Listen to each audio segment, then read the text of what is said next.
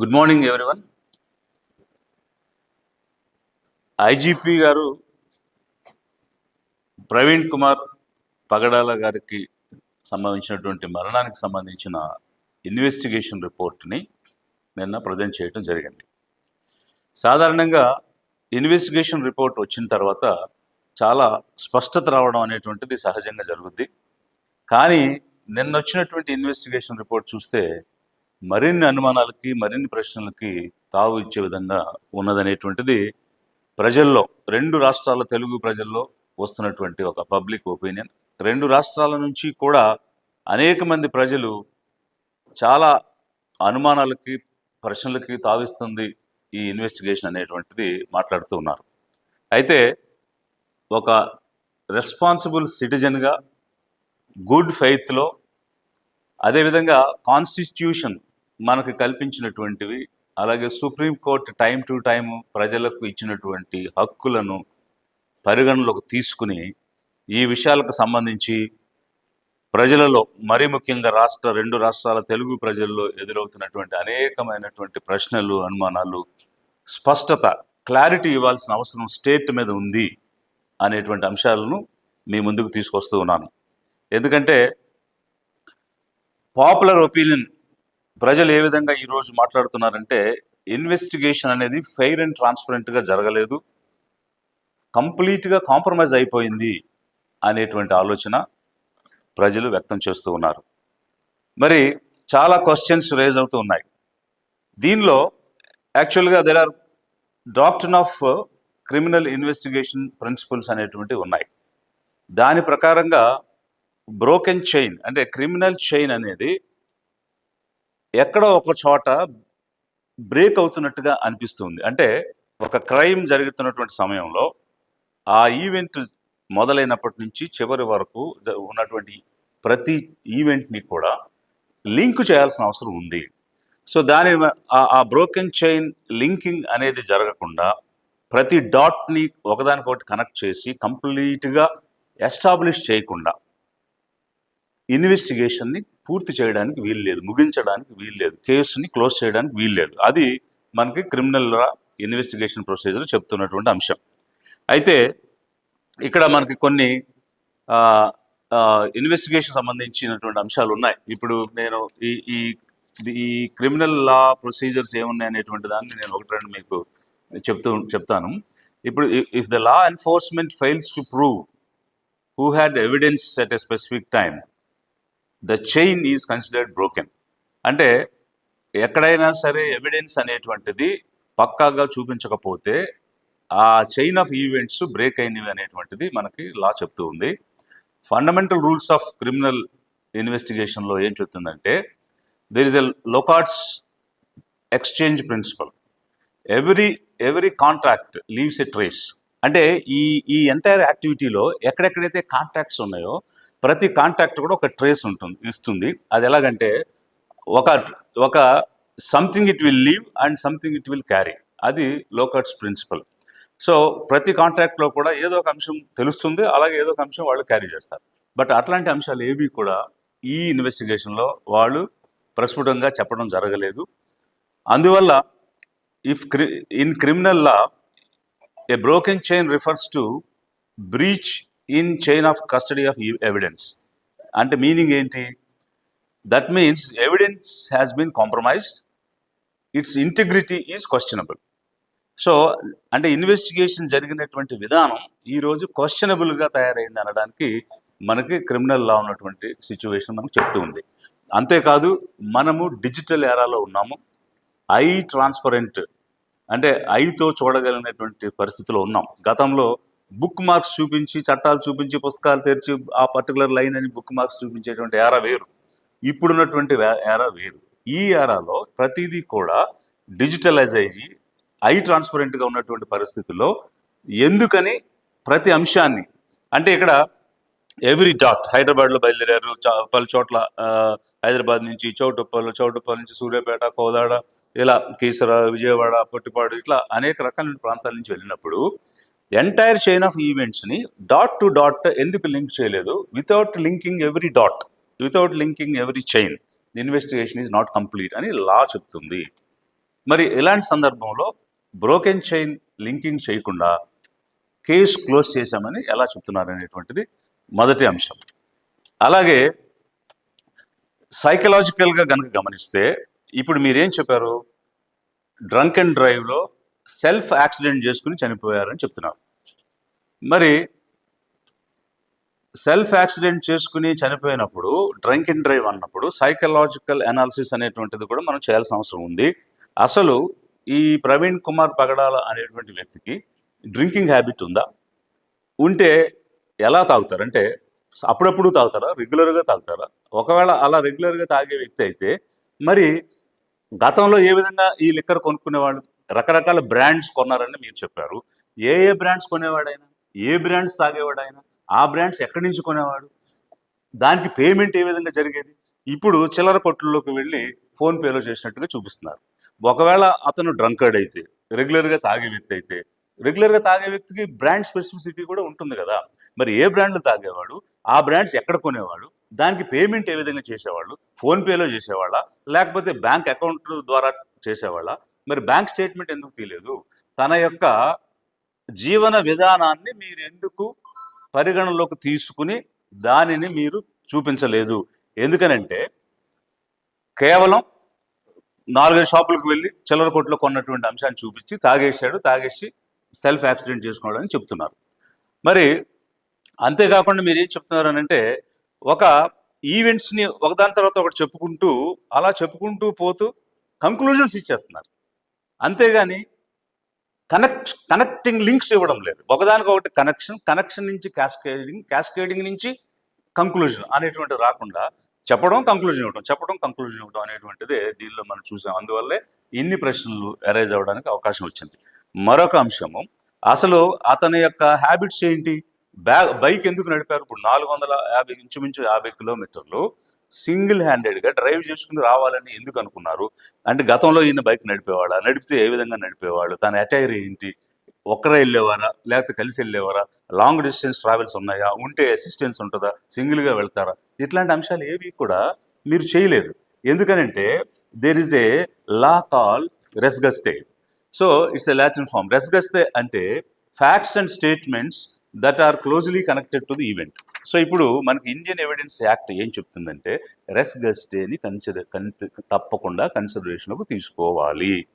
So దానిలో ఏం చెప్తున్నారు? ఇప్పుడు principles of res gestae is embodied in section 6 of the Indian evidence act 1872.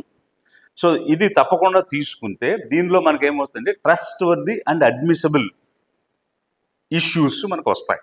ఇక్కడ trustworthy and admissible proofs, evidences ఏమీ కూడా అక్కడ చెప్పినటువంటి పరిస్థితి లేదు. అసలు తన యొక్క జీవన లైఫ్ స్టైల్ ఏంటనేది చెప్పలేదు.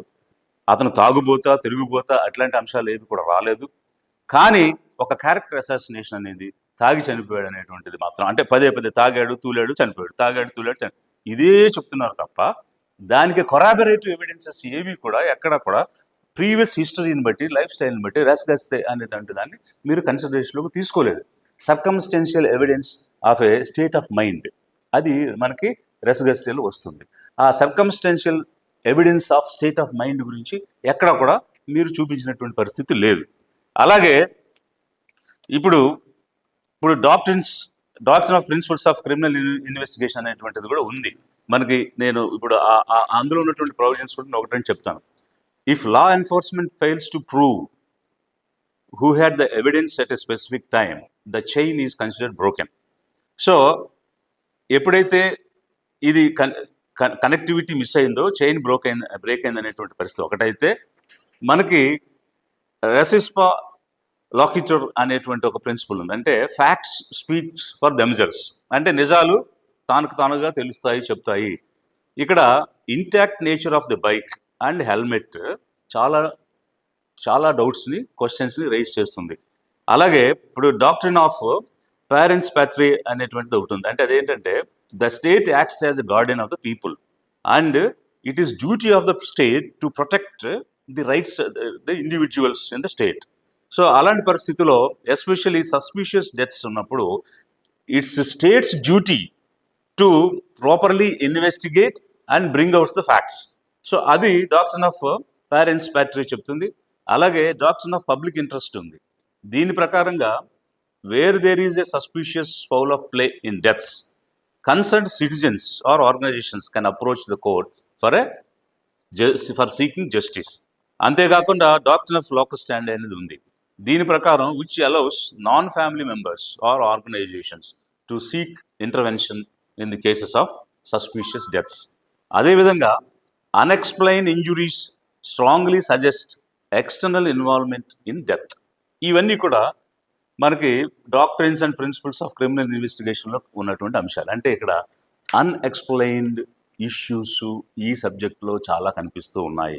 అవి ఎక్స్టర్నల్ ఇన్వాల్వ్మెంట్ ఉంది ఈ డెత్లో అని చెప్పడానికి మనకి ఇక్కడ కనిపిస్తున్నటువంటి అంశాలు. మరి ఇలాంటి సిచ్యువేషన్లో మీరేం చెప్పారు? యాక్సిడెంట్, అది కూడా సెల్ఫ్ యాక్సిడెంట్, ఎవరు గుద్దలేదంటున్నారు, ఎవరు తోయలేదంటారు. మరి అలాంటప్పుడు సెల్ఫ్ యాక్సిడెంట్ జరిగింది. సెల్ఫ్ యాక్సిడెంట్ జరిగితే మరి ఇంపాక్ట్ స్టడీ ఏమైనా చేశారా? ఆ యాక్సిడెంట్ ఇంపాక్ట్ పారామీటర్స్ని స్టడీ చేసి ఏమైనా దానికి సంబంధించినటువంటి సైంటిఫిక్ ఎవిడెన్స్ మీరు తీసుకొచ్చారా? చాలా సిస్టమేటిక్గా చెప్పాం, హై టెక్నాలజీ వాడు, లేటెస్ట్ టెక్నాలజీ వాడడం, వెరీ గుడ్, వాడాలి. కానీ ఎక్కడ చూపించారు? ఫర్ ఎగ్జాంపుల్ బైక్ ఎలా పడింది? రైట్ సైడ్ పడింది. సో ఇప్పుడు ఇండియాలో డ్రైవింగ్ అనేటువంటిది ఎలా జరుగుతుంది? మనం లెఫ్ట్ సైడ్ వెళ్తాం, మన క్యారేజ్ వేస్ అన్నీ కూడా లెఫ్ట్ సైడ్ ఉంటాయి. సో ఎప్పుడు కూడా ఇండియాలో జరిగినటువంటి బైక్ యాక్సిడెంట్స్ కనుక మీరు పరిశీలన చేస్తే అది లెఫ్ట్ సైడ్ పడుతుంది, రైట్ సైడ్ పడదు. ఎందుకంటే మన వెహికల్స్ అన్నీ కూడా డిజైన్ అయ్యి ఉన్నాయి. అదే అమెరికా, యూరోప్ లాంటి దేశాల్లో వాళ్ళు రైట్ సైడ్ క్యారేజ్ వేలు వెళ్తారు, మనం లెఫ్ట్ సైడ్ క్యారేజ్ వేలు వెళ్తాం. వెయిట్ లెఫ్ట్ సైడ్ ఉంటుంది. మీరు చెప్పినట్టుగా బైక్ గాల్లోకి ఎగిరితే ఎగిరిన బైక్ అంటే నీరు పల్ల మెరుగు నిజం దేవుడు ఎరుగు. సో నీరు ఎప్పుడు పల్లానికి వెళ్తుందా? పైకి వెళ్తుందా? సో నీరు పల్లానికి వెళ్ళినట్టుగానే వెయిట్ ఎటు ఉంటే అటువైపు పడుతుంది. మరి లెఫ్ట్ సైడ్ ఉండే బైక్స్కి గాల్లోకి ఎగిరినప్పుడు తన బరువుకి తాను ఆ వైపు పడుతుంది, కానీ రైట్ సైడ్ ఎలా పడుతుంది? రెండోది, అది దానికి మడ్ గార్డ్స్ కూడా ఉన్నాయి. మరి ఆ మడ్ గార్డ్స్ బాడీ మొత్తం మీద బైక్ పడినప్పుడు ఎలాంటి ఇంపాక్ట్ క్రియేట్ చేయలేదు ఆ బాడీ మీద. ఏ రకమైనటువంటి మడ్ గార్డ్ ఇంజురీస్ కూడా అక్కడేమో కనిపించడం లేదు. హెల్మెట్ ఏమో ఇంటాక్ట్గా ఉంది, గ్లాసెస్ ఇంటాక్ట్గా ఉన్నాయి. మాస్క్ ఫస్ట్ మినిట్ నుంచి లాస్ట్ మినిట్ వరకు ఉన్న మాస్క్ చిన్న గీత కూడా పడలేదు, చిన్న చినుగు కూడా లేదు. మరి ఏ విధంగా చెరగకుండా యాజ్ ఇట్ ఈస్గా అక్కడ పెట్టబడి ఉంది. మీరేమంటారు? బొక్కబారులుగా పడ్డారు, బైక్ ఎగిరి మీద పడి. మరి బొక్కబారులుగా పడి ముఖానికి గాయాలైతే మరి ఇప్పుడు వెళ్ళకెల్లా ఉన్నాడు కదా, వెళ్ళకెల్లా ఉన్న వ్యక్తి మీద బైక్ ఎట్లా వచ్చి పడింది? ఈ ఈ ఈ రకమైనటువంటి స్టడీస్ ఏవి కూడా ఇంపాక్ట్ స్టడీస్ ఏమి మనం చేయలేదు. ఇప్పుడు మనం ఫిజిక్స్ కానీ అరిథమెటిక్స్ కానీ చదువుకున్నటువంటి వాళ్ళందరికీ కూడా ఈ అంశాల మీద అవగాహన ఉంటుంది. అంటే బీకామ్ ఫిజిక్స్ కాదు, ప్రాపర్ ఫిజిక్స్ చదివినటువంటి వాళ్ళకి. సో దానిలో ఏం చెప్తుందంటే మనకి టైము, డిస్టెన్స్, వెలాసిటీ వీటన్నిటితో పాటు కొలిజన్, ఇంపాక్ట్ పారామీటర్స్ అనేటువంటి అంశాలు మనకు క్లియర్గా అర్థమవుతాయి. ఇప్పుడు ఇది కనుక ఒకసారి మీరు చూస్తే there is N angle of impact. So ఇక్కడ మనకి ఇప్పుడు ఐన్స్టీన్ థియరీ ఉంది, E = mc² అని. అలాగే ఇప్పుడు రూదర్ఫర్డ్స్ స్కాటరింగ్ అనేటువంటిది మనకి జనరల్గా న్యూక్లియర్ ఫిజిక్స్లోను అలాగే మెకానిక్స్లోను, క్లాసికల్ మెకానిక్స్లోను చెప్పేటువంటి అంశం ఇది. సో దీని ప్రకారంగా ఏ విధంగా అంటే ఇక్కడ రెండు రకాల హెడ్ ఆన్ కొల్యూజనా లేకపోతే ఒక ఆబ్జెక్ట్ని కొల్యూజనా? ఇక్కడ హెడ్ ఆన్ కొల్యూజన్ లేదు, వెళ్ళి ఒక ఆబ్జెక్ట్ని కొల్యూడ్ అవ్వడం జరిగింది. హెడ్ ఆన్ కొల్యూజన్లో ఇంపాక్ట్ పారామీటర్ 0 ఉంటుంది. బట్ ఇక్కడ హెడ్ ఆన్ కొల్యూజన్ కాదు కాబట్టి ఇంపాక్ట్ పారామీటర్ 0 కంటే ఎక్కువ ఉంటుంది. మరి దాన్ని ఏ విధంగా మీరు సైంటిఫిక్గా అనలైజ్ చేశారనేది ఒక అంశం అయితే, ఇక్కడ క్లియర్గా ఏం చెప్తుందంటే the perpendicular distance between the path of a objective, example car కానీ, అలాగే the centre of target another vehicle కానీ అనదర్ ఆబ్జెక్ట్ కానీ at the point of closest approach is the key parameter for understanding the dynamics of the collision. So కొల్యూజన్ని అర్థం చేసుకోవడానికి key parameter అది ఉంటుంది. It's value అంటే the parameter value influence the severity and direction of the impact, అది చెప్తుంది. So దీని ప్రకారంగా మనము యాక్సిడెంట్ని రీకన్స్ట్రక్షన్ చేయాలి. సో ఇక్కడ యాక్సిడెంట్ రీకన్స్ట్రక్షన్ అంటే మీరు సెల్ఫ్ యాక్సిడెంట్ అని చెప్తున్నారు కాబట్టి దాని రీకన్స్ట్రక్షన్ జరిగిందా? ఆ రీకన్స్ట్రక్షన్ ఎలా చేయాలని, in accident reconstruction understanding the impact parameter can help determine angle of impact, అలాగే speed of the vehicles and potentiality of impact. These are the crucial things for reconstructing the event. ఇవి రకరకాలైనటువంటి loss, science చెప్తున్నటువంటి పరిస్థితిలో మరి ఈ bike body మీద పూర్తిగా body మీదే పడింది, అలాగే కాళ్ళ మీద కానీ అక్కడ కానీ పడలేదు. మరి ఇట్లాంటి సిచ్యువేషన్లో ఏ సైంటిఫిక్ ప్రిన్సిపల్ ప్రకారం జరిగినటువంటి యాక్సిడెంట్లో మనిషి వెలకలా పడి దాని మీద బాడీ పడింది? మరి యాక్సిడెంట్ రికన్స్ట్రక్షన్ అనేటువంటిది చూపించాలి కదా. మీరు సెల్ఫ్ యాక్సిడెంట్ అనేటువంటి దాన్ని పదే పదే చెప్తూ వచ్చారు, అది కూడా తాగి వచ్చారని చెప్తున్నారు. ఇక్కడ మొత్తం ఎంటైర్ జర్నీలో ఎక్కడా కూడా ప్రవీణ్ కుమార్ పగడాల గారికి సంబంధించినటువంటి ఫేస్ అయితే చూపించలేదు, పర్సన్ని ఐడెంటిఫై చేయటం అయితే జరగలేదు. మేబీ క్లోన్ పర్సనా, మేబీ ఇంపర్సనేటా, లేకపోతే చూపించినటువంటి వీడియోలు ఏమైనా మిమిక్ చేయబడ్డాయా? ఎందుకనంటే అతను ప్రవీణ్ కుమార్ పగడాల అన్నదానికి ఎక్కడ కూడా నిదర్శనం లేదు, ఎవిడెన్స్ లేదు, ఫేస్ లేదు. మరి ఆ వ్యక్తి అసలు ఇంటి దగ్గర నుంచి బయలుదేరింది అతనా కాదా? అసలు ఎప్పుడు ఈ వ్యక్తి మాయమైపోయాడు, ఎప్పుడు ఈ వ్యక్తి బయలుదేరాడు అనేటువంటి దానికి ఎక్కడ కూడా ఎలాంటి ఆధారాలు కానీ, ఎలాంటి ఎవిడెన్స్ కానీ, అలాగే ఇదిగో మనిషి అని చూపించినటువంటి ఆధారాలు కానీ ఏమీ కూడా లేవు. అసలు ఫండమెంటల్గా ఒక ప్రశ్న జనాలందరికీ ఎదురవుతుంది ఏంటంటే, 20 రోజులు టైం తీసుకుని ఇన్వెస్టిగేషన్ చేసి కొత్తగా ఏమి చెప్పారు అనేది ఎదురవుతున్న ప్రశ్న. ఎందుకనంటే ఈరోజు మీరు చూపించినటువంటి వీడియోస్ కానీ, మీరు చెప్తున్నటువంటి విజువల్స్ కానీ, ఇవన్నీ పబ్లిక్ ఆల్రెడీ చూసేశారు, వైరల్ అయిపోయినాయి, మన 2 రాష్ట్రాల్లోనూ వైరల్ అయిపోయినాయి. సో సోషల్ మీడియాలో వైరల్ అయిపోయిన వీడియోలు ఉన్నాయి అని పత్రికా విలేకరులు మిమ్మల్ని ప్రశ్నించినప్పుడు మేము ఏ విజువల్స్ అయితే చెప్పామో అవి నిజం కానీ అవేవి నిజం కాదని ఆ రోజు మీరే చెప్పారు.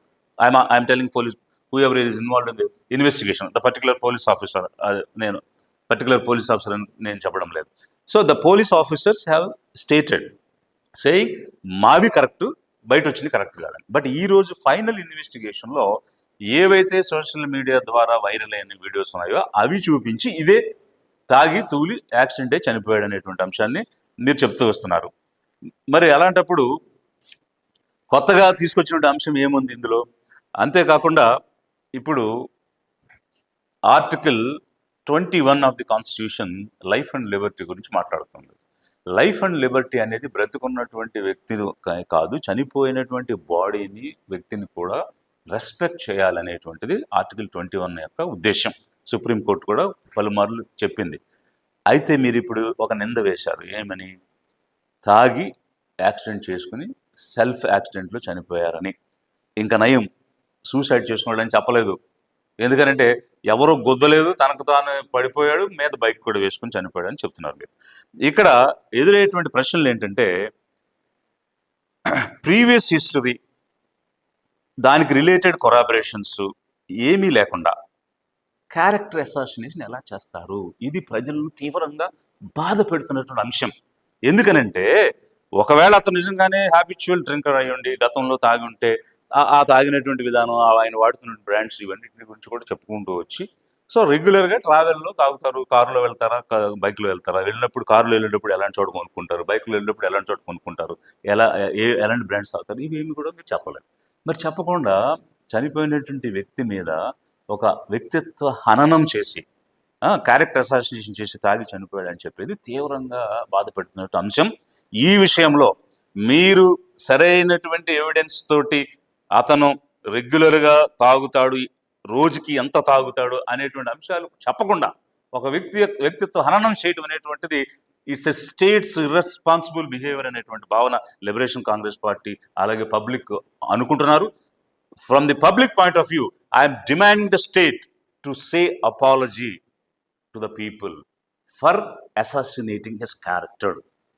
అదేవిధంగా మరి ఈ ఇన్వెస్టిగేషన్ అంతా కూడా యాక్సిడెంట్ యాక్సిడెంట్ యాక్సిడెంట్ అన్నదే పోలీస్ ఆఫీసర్స్ నుంచి వింటున్నాం తప్ప హత్య కోణంలో ఇన్వెస్టిగేషన్ జరిగిందా? హత్య కోణంలో మేము ఇన్వెస్టిగేషన్ చేశాము.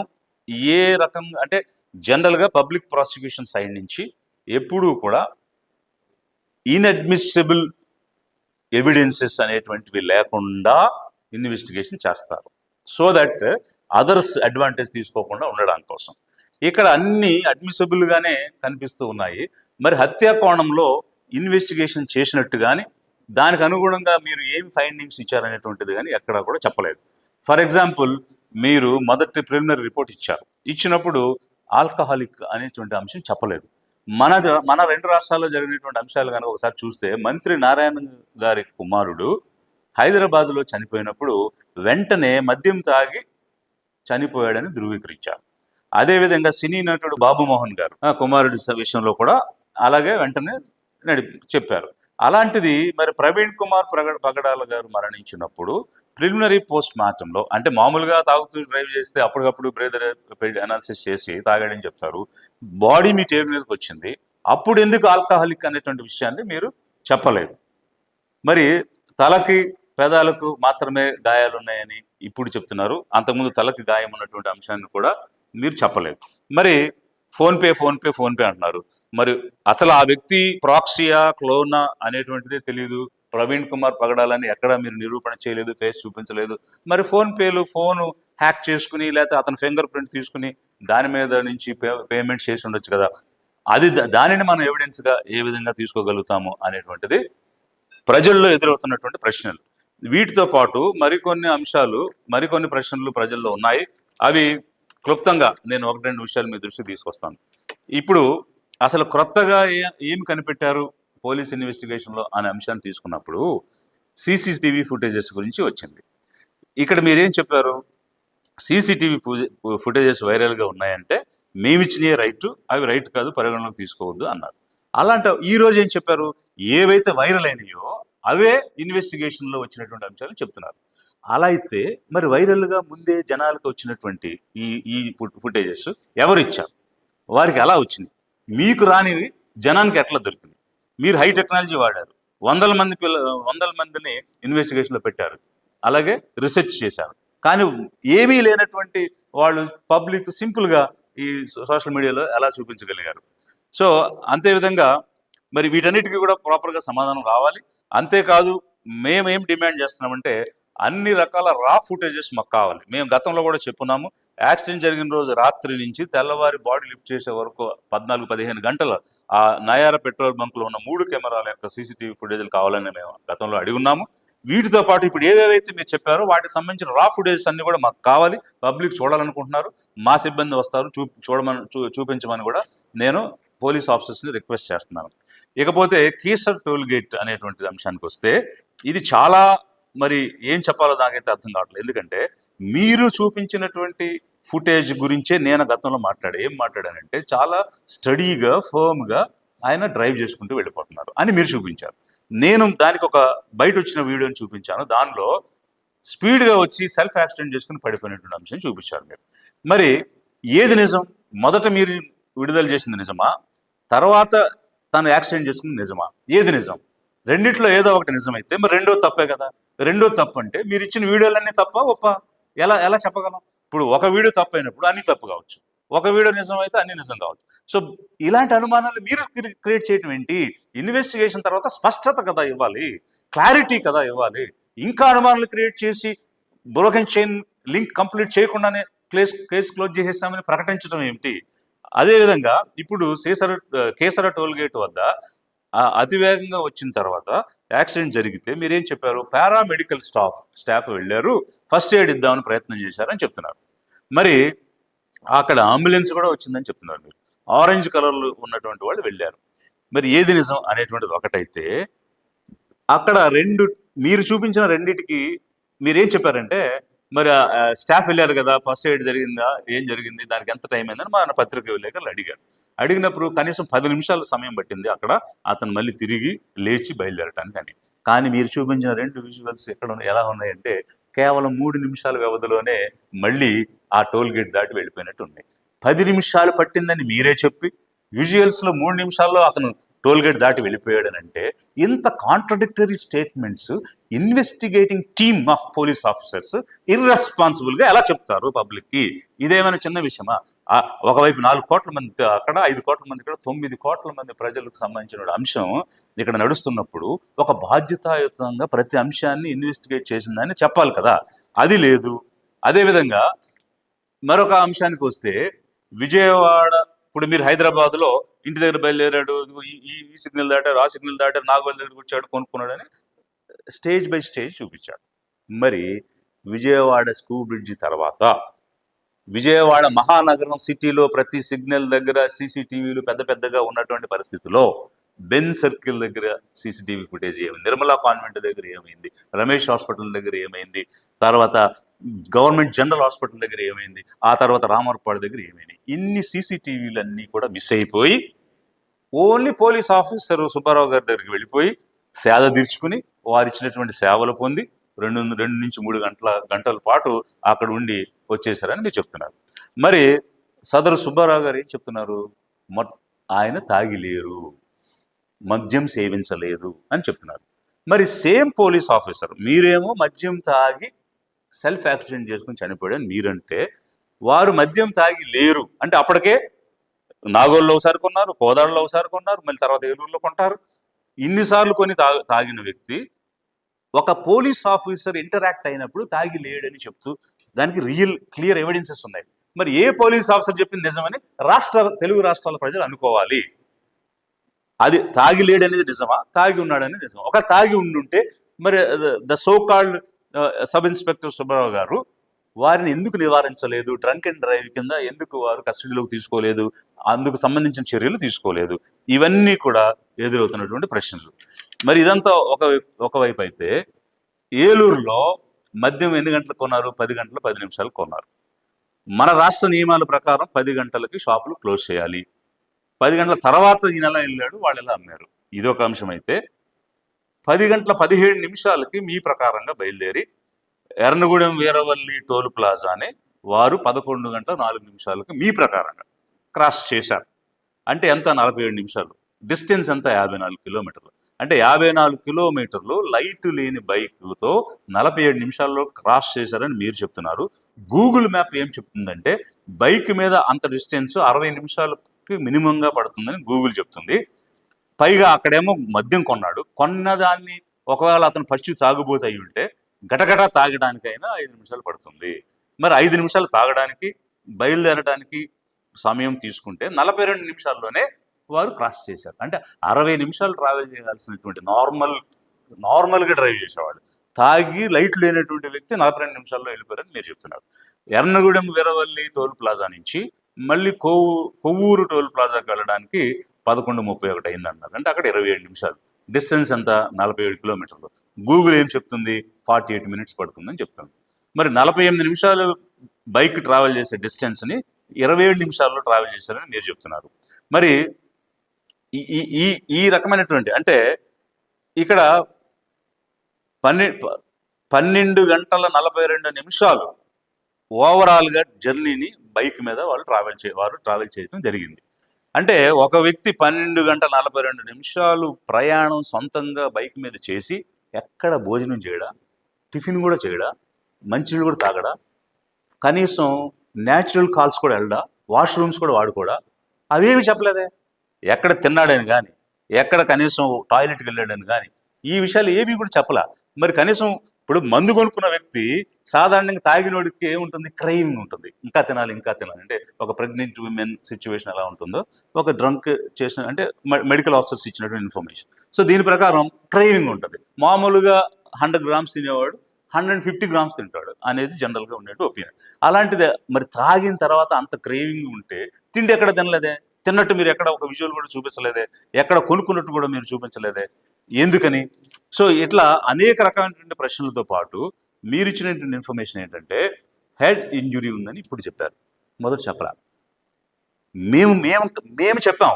మేము మొదట అడిగిన ప్రశ్నల్లో అక్కడ లైవ్ విట్నెస్ ఒక వ్యక్తి చెప్పాడు. ఏమనంటే బాడీ ఎత్తేటప్పుడు హెల్మెట్ తీస్తే ముద్దగా పడిపోయింది రక్తం అని చెప్పాడు. సో అప్పటికే తెలుసు. పోస్ట్ మార్టం చేశారు. పోస్ట్ మార్టం చేసినప్పుడు యాక్చువల్గా అక్కడ ఉన్నటువంటి డాక్టర్స్ మీద ఉన్న అభియోగాలు ఉన్నాయి. Some Sunitha, some Krishnaraju, some Kannadi, వీళ్ళందరూ కూడా ఆఫీసర్స్ ఉన్నారు. అయితే ముందు రోజు అంటే నిన్నగాక మొన్న రోజు మీ డిఎస్పీ వీళ్ళందరూ కూడా హాస్పిటల్కి వెళ్ళి సూపరింట్ రూమ్లో కూర్చుని అప్పుడు రిపోర్ట్ రాయించి అప్పుడు నెక్స్ట్ డే వచ్చి చెప్పారనేటువంటి ఇన్ఫర్మేషన్ కూడా బయట సర్క్యులేట్ అవుతూ ఉంది. కృష్ణరాజు అనేటువంటి వ్యక్తి మీద పోలీస్ కేసులు ఉన్నాయి కాబట్టి ఒత్తిడి చేసి ఈ విధంగా రాయించారా అనే ప్రశ్నలు కూడా చాలా మంది రాజమండ్రి నుంచి ఫోన్ చేసి చెప్పడం జరిగింది. సో ఇవన్నీ పక్కకు పెడితే మీరు ఈ ఈ హెడ్ ఇంజురీ గురించి మొదట ప్రిలిమినరీ రిపోర్ట్లో ఎందుకు చెప్పలేదు, ఇప్పుడు కొత్తగా ఎందుకు చెప్తున్నారు? అది కూడా పబ్లిక్ బయటకు తీసుకొచ్చినప్పుడు మేము ప్రశ్నించినప్పుడు. అదేవిధంగా మళ్ళీ ఇంకా ఏం చెప్పారు మీరు? ఆల్కహాల్ గురించి ఆ రోజు చెప్పలేదు, ఈ రోజు కొత్తగా చెప్తున్నారు. మరి కాలు కాలింది అని ఆ రోజు చెప్పారు, ఫ్యాంట్ కాలలేదు.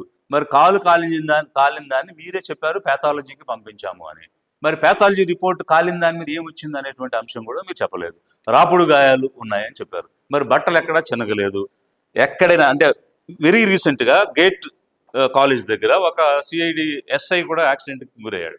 అతన్ని కూడా అదే రాజమండ్రి హాస్పిటల్కి తీసుకొచ్చినప్పుడు అక్కడ ఉన్నటువంటి కొలీగ్ పోలీస్ ఆఫీసర్స్ కూడా చూస్తే అక్కడ చిరిగిపోయినటువంటి షర్ట్లు, రాపిడి గాయాలు, చెదిరిపోయిన జుట్టు, అంటుకున్నటువంటి బురద, కారుతున్నటువంటి రక్తం, అక్కడ యాక్సిడెంట్ అయిన సీన్ పక్కగా కనిపిస్తుంది. బట్ ఇవేవి కూడా ఈ ప్రవీణ్ కుమార్ పగడాల గారి అంశంలో కనిపించలేదనేటువంటిది ఆ హాస్పిటల్లో ఉన్నటువంటి సిబ్బంది రకరకాలుగా చెప్పినటువంటి అంశాలు.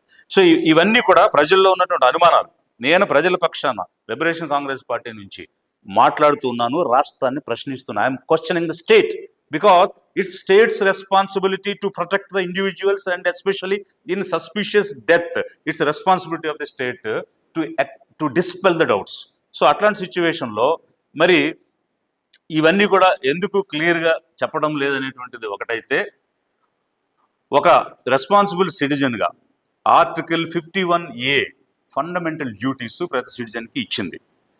మేము లిబరేషన్ కాంగ్రెస్ పార్టీ ద్వారా ఫండమెంటల్ రైట్స్, ప్రతి వ్యక్తికి హక్కులు రావాలి అని ఎలా పోరాడి చేస్తున్నామో, సిటిజన్ చేయాల్సిన డ్యూటీస్ గురించి కూడా మేము ఖచ్చితంగా మాట్లాడతాం.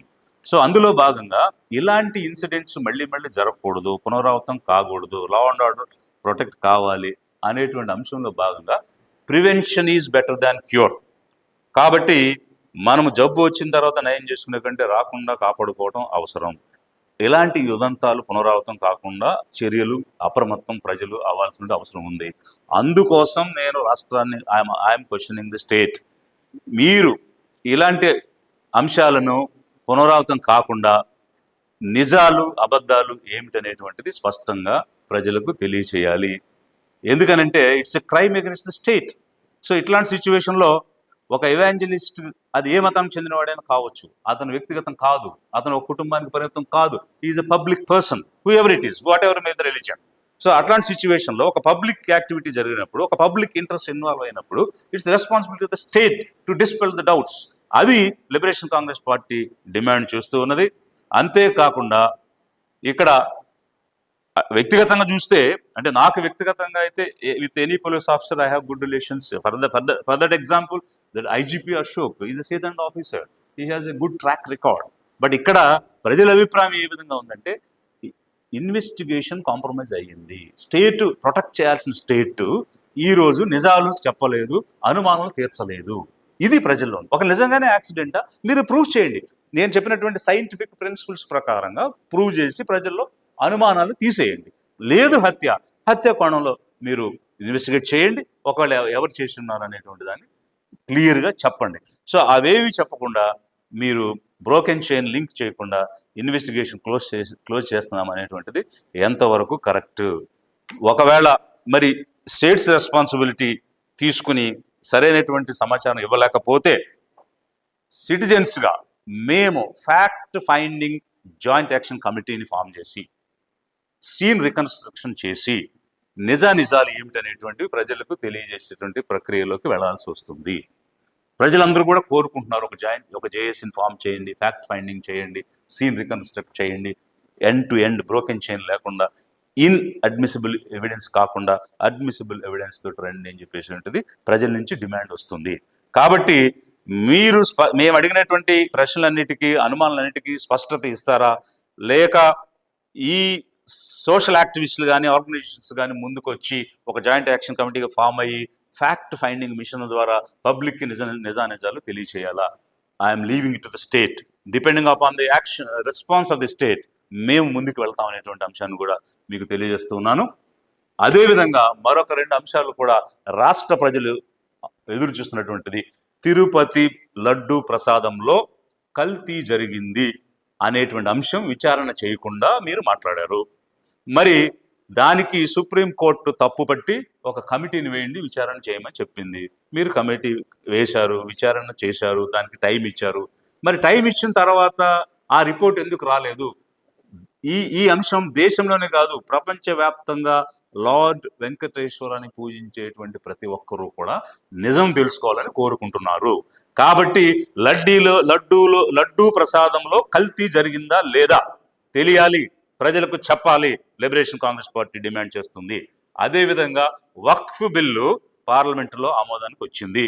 మరి మేము సెక్యులర్ పార్టీలని చెప్పుకునేటువంటి తెలుగుదేశం కానీ, జనసేన కానీ, వైసీపీ కానీ ఏవైతే ఉన్నాయో వాళ్ళందరూ కూడా ముస్లిం మైనారిటీల యొక్క హక్కులను హరించే విధంగా అక్కడ చర్యలు జరుగుతున్నప్పుడు దానిని మీరు ఎందుకు వ్యతిరేకించలేదు? దానికి అనుకూలంగా మీరు ఎందుకు పార్లమెంట్లో, రాజ్యసభలో ఓట్లు వేశారు, లోక్సభలో, రాజ్యసభలో అనేది ఒకవైపు అయితే, మేము కొన్ని సవరణలు చెప్పాము అని అన్నారు. అసలు మీరు ఏం సవరించమని అడిగారు? ఆ సవరణలు చేశారా, చేయలేదా? చేయనప్పుడు మీరు ఎందుకు ఆ బిల్లుకి మీరు అనుకూలంగా ఓట్లు వేశారు? ఎవరిని మోసం చేయడానికి మీరు సెక్యులర్ అని చెప్పుకుని ఉంటున్నారు? మైనారిటీలు ఆలోచించాలి, రాష్ట్ర ప్రజలు ఆలోచించాలి. ఎవరి వైపున ఉండి పనిచేస్తున్నారు, ఎవరిని వాడుకోవడానికి, దోచుకోవడానికి ప్రయత్నం చేస్తున్నారు. నిజాలు అనేటువంటివి ప్రజలు చెప్పకుండా మభ్య పెట్టాల్సిన అవసరం ఎందుకుంది? ఏ విషయంలో అయినా సరే, లడ్డూ ప్రసాదం విషయంలో నిజమేంటి చెప్పండి. ప్రవీణ్ కుమార్ పగడాల గారి మరణంలో నిజమేంటో చెప్పండి. ప్రజలు నిజం కోరుకుంటున్నారు, అంతేకాని ఏదో మసిగూసి మారేడుకాయ చేసేటువంటి ఆ విషయాలు కోరుకోవడం లేదు. We want the truth, let the truth only prevail. Thank you.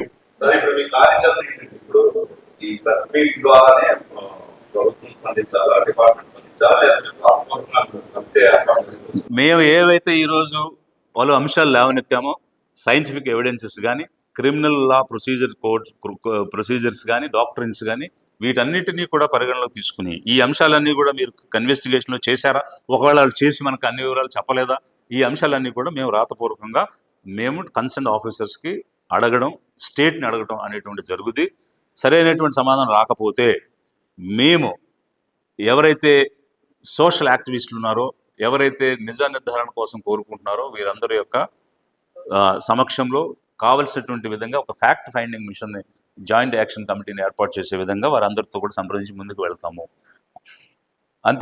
అంతేకాకుండా లిబరేషన్ కాంగ్రెస్ పార్టీ కూడా ఎక్కడ ఎప్పుడు ఏ తప్పు జరిగినా దానిని ప్రజలకు నిజాలు తీసుకెళ్లేటువంటి అంశంలో ముందుకు వస్తుంది.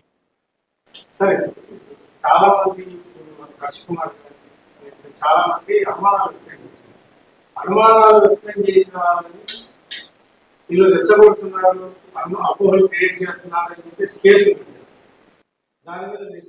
అంటే ఇప్పుడు అనుమానం వ్యక్తం చేయడం వేరు, ఇది జరిగింది అని డిక్లేర్ చేయడం వేరు.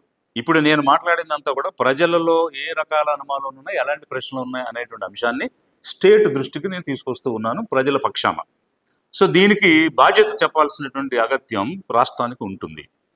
సో అందువల్ల జవాబు చెప్పాలి, ఆ బాధ్యత వారికి ఉంది. ఎందుకంటే ప్రజల్లో ఇవన్నీ ఉన్నాయి. ఇప్పుడు 5 కోట్ల మంది ప్రజలు వచ్చి మాట్లాడలేరు, వారి తరపు ఉన్నటువంటి ప్రతినిధులు మాట్లాడతారు. సో ప్రజల ప్రతినిధిగా నేను వాళ్ళ మెదడులో ఉన్నటువంటి సంశయాలు, అనుమానాలు, ప్రశ్నలు నేను రాష్ట్రం దృష్టికి తీసుకొస్తున్నాను. State has to respond. దీనిలో నోటీసులు ఇచ్చేటువంటి పరిస్థితి ఏమి ఉండదు. ఎందుకంటే I have not decided anything, I have not declared anything. I'm asking the state to respond and bring out the truth.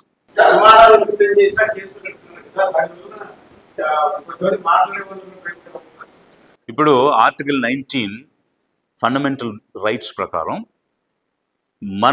మనము మాట్లాడేటువంటి హక్కే కాకుండా ఒక అసోసియేషన్ ఫామ్ చేసి ఒక ఫ్యాక్ట్ ఫైండింగ్ అసోసియేషన్ మనం ఫామ్ చేయొచ్చు, దానిని తెలుసుకునేటువంటి ప్రయత్నం చేయొచ్చు. దాని ద్వారా వచ్చినటువంటి కొరాబరేటివ్ ఎవిడెన్సెస్ తోటి ఇది నిజమని ప్రజలకు చెప్పొచ్చు. రాజ్యాంగం ఆ హక్కు ఇచ్చింది.